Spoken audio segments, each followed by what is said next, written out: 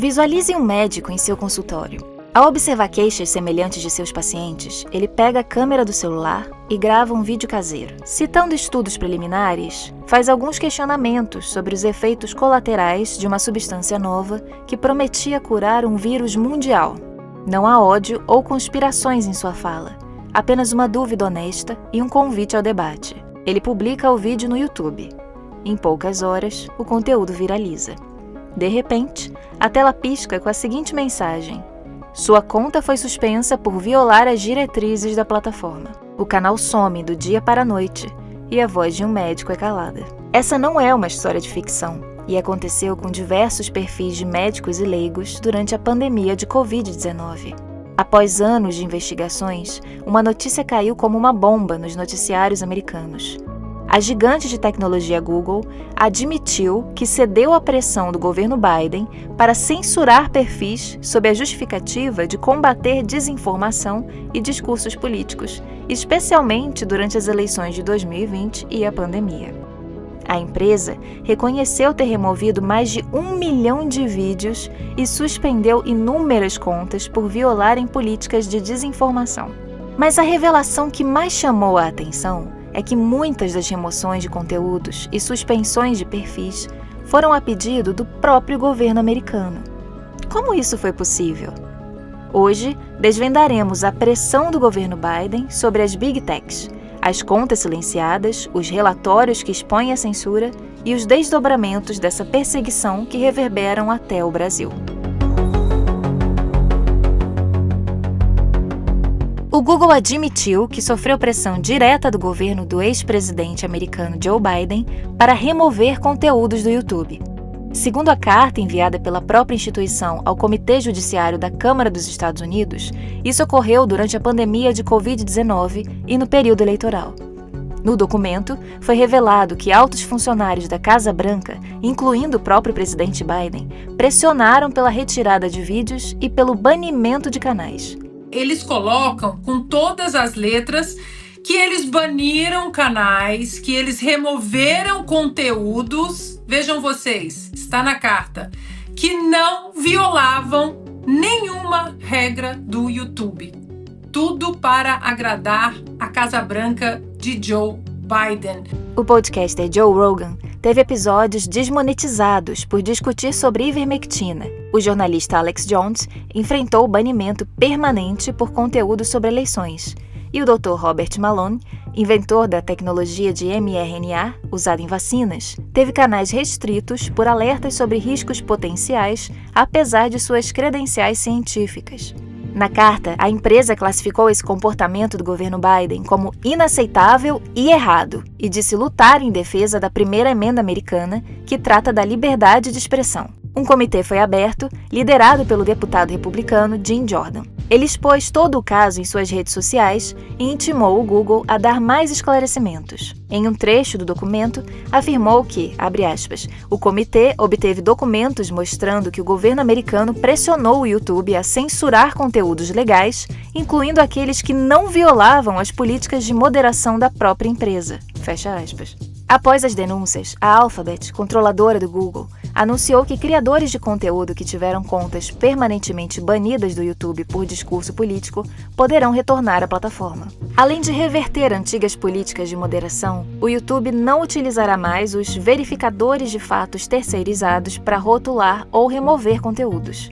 A empresa destacou que valoriza vozes conservadoras e reconhece que esses criadores desempenham um papel importante no debate público. A mudança pode afetar tanto usuários comuns quanto nomes de destaque no campo conservador. Dentre eles estão os perfis de Steve Bannon, Sebastian Gorka e Dan Bongino.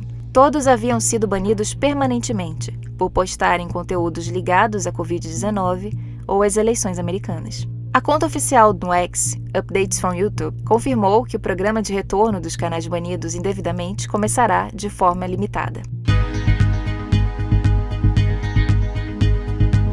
De acordo com os chamados YouTube Files, ou arquivos do YouTube, a pressão da Casa Branca aumentou a partir de março de 2021. O governo exigia a remoção até de conteúdos que estavam em uma zona cinzenta, ou seja, que não infringiam diretamente as políticas da empresa. Internamente, o YouTube chegou a avaliar que a situação poderia sair do controle e passou a manter contato direto com Washington. Em setembro de 2021, o YouTube enviou à Casa Branca um rascunho de nova política que previa ampliar a remoção de conteúdos críticos à segurança e à eficácia das vacinas. No e-mail, a plataforma pediu a confirmação do governo antes de oficializar a mudança. A resposta foi, abre aspas, à primeira vista, parece um grande passo. Fecha aspas. O reconhecimento do Google surge após anos de investigações conduzidas por republicanos sobre práticas de censura realizadas por grandes empresas de tecnologia nos Estados Unidos. Mas a admissão do Google não é única. Os Twitter Files, ou arquivos do Twitter, revelaram uma coordenação similar. O material foi vazado em dezembro de 2022, após a aquisição da companhia por Elon Musk. E-mails mostravam assessores de Biden mencionando que tweets sobre tratamentos com hidroxicloroquina deveriam ser removidos. Em uma entrevista recente, outro titã da tecnologia também reconheceu a interferência estatal. A Meta, que controla o Facebook, WhatsApp e Instagram, foi alvo de pressão do governo para censurar conteúdos políticos. And this really hit the most extreme, I'd say, during the Biden administration when they were trying to roll out the vaccine program. And I'm generally pretty pro rolling out vaccines. I think on balance, the vaccines are more positive than negative. But I think that while they're trying to push that program, they also tried to censor anyone who is basically arguing against it. And they pushed us super hard to take down things that were true, right? I mean, they basically pushed us and said, anything that says that vaccines might have side effects, you basically need to take down. And I was just like, well, we're not going to do that. We're clearly not going to do that. I mean, that is kind of inarguably true. Who is they? Who's telling you to take down things that it was talk about vaccine side effects? It was people in the Biden administration. Essas revelações somam-se a outros escândalos da Meta, como o vazamento de dados no Cambridge Analytica em 2016, quando informações de 87 milhões de usuários foram exploradas para manipular as eleições. Durante a pandemia, o Facebook implementou um sistema robusto de fact-checkers terceirizados, marcando posts como falsos ou parcialmente falsos. Uma prática que, em 2023, foi reduzida após críticas por suprimir opiniões consideradas legítimas, como debates sobre máscaras e lockdowns. First, we're going to get rid of fact-checkers and replace them with community notes, similar to X, starting in the US. After Trump first got elected in 2016, the legacy media wrote non-stop about how misinformation was a threat to democracy. We tried in good faith to address those concerns without becoming the arbiters of truth. But the fact-checkers have just been too politically biased and have destroyed more trust than they've created, especially in the US. So over the next couple of months, we're going to phase in a more comprehensive community notes system. Para veículos alinhados ao progressismo, a mudança não foi bem recebida. A CNBC, por exemplo, lamentou o abandono do sistema de verificação de fatos para priorizar a liberdade de expressão. Essa rede de controle da informação vai além das Big Techs e veículos de mídia. A Agência dos Estados Unidos para o Desenvolvimento Internacional, USAID, que foi desmantelada recentemente pelo governo Trump, injetava recursos em ONGs e grupos de checagem de fatos. Parceiras de plataformas como a Meta, essas organizações sinalizavam conteúdos classificados como desinformação. Segundo investigações recentes, esse financiamento alimentava um sistema de censura indireta, moldando o que podia ser dito online. O financiamento foi concedido inclusive a organizações brasileiras. Se estiver gostando do vídeo, deixe um like. Isso sinaliza para nós que você assistiu até aqui e que podemos seguir produzindo mais conteúdos neste formato.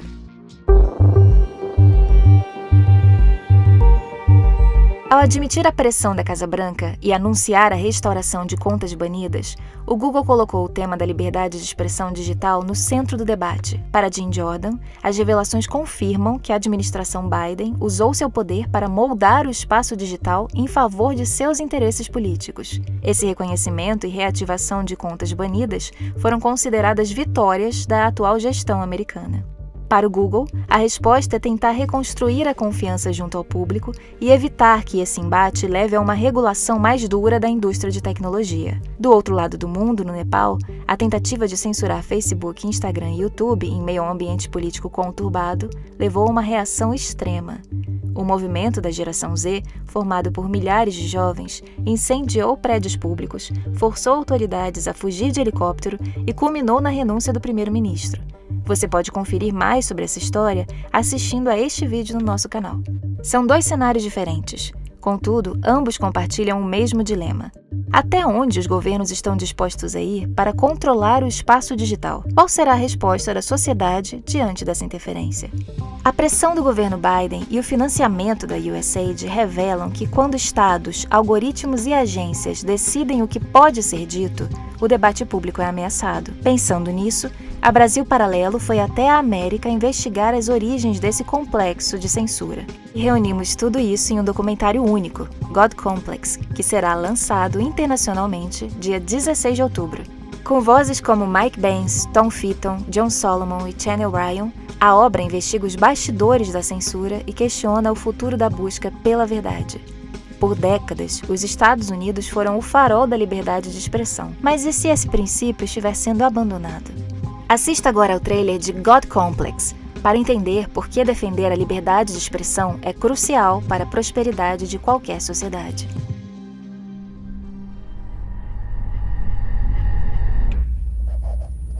I began my journey into chronicling the censorship industrial complex. Some of the most terrifying conversations I've had with some of my dear friends who work inside CIA. And their jobs is to go to other countries, get involved in elections, protests that will help overthrow a regime. It's no secret at this point, the CIA has been doing that for years, for decades. But the most terrifying conversations I've had are the ones where they would look to me and say, my God, like the 2020 election, we're doing to our people what we do to others. CIA, the other intelligence agencies were exposed with projects like Operation Mockingbird. The State Department, USAID, the Central Intelligence Agency, went from free speech diplomacy to promoting censorship. They created, purchased, controlled assets at the New York Times, the Washington Post, all of these top-down media structures that used to control the information that Americans got. I pulled into the driveway, opened up my garage door, and these two gentlemen come out of a blue sedan with government license plates. And they came up to me and said, "You're Mr. Solomon?" And I said, "Yes." And they said, "You're at the tip of a very large and dangerous iceberg." Oh yeah, the FBI sent agents over to my home to serve a subpoena. They're questioning me about my tweets. How is that not chilling? Our whole page on Facebook for the Seventh-day Adventist World Church was removed. The level of censorship that we experienced from publishing this documentary was beyond anything I could have imagined, and we really didn't even understand why. We are going to win back the White House. Russia collusion story broke in fall of 16. That's where the big lie first erupted. Russian operatives use social media to rile up the American electorate and boost the candidacy of Donald Trump. That's why they went after Trump with the Russiagate and with the FBI probes and with the CIA impeachments and things like that. My FBI sources told me there's nothing there. And I kept wondering to myself, how could it be that something that's not true be taken so seriously and be portrayed as true? How do you expand sort of top-down control in a society? How do we flip? How do we invert America? The evidence that the Supreme Court recounts is bone-chilling. The federal government would call a private media company and say, cancel this speaker or take down this post. I mean, just think about this. A sitting president of the United States had his Twitter and Facebook accounts frozen. Our founding fathers could not possibly have imagined that. Is there a chance that this documentary will be censored? I think there's a huge chance this documentary gets censored. So it's interesting when you look at so many of the big censorship cases in the United States involving COVID, Hunter Biden's laptop, they all go back to a common thread. What is that thread? National security. Google Jigsaw produced world's first AI censorship product, things the model were trained on, support for Donald Trump, the Brexit referendum that the State Department tried very desperately to stop. These are all these sort of component pieces of what you call the censorship industrial complex. Censorship industrial complex. Censorship industrial complex. Censorship industrial complex. Censorship industrial complex. I've long felt that it was a bubbling God complex.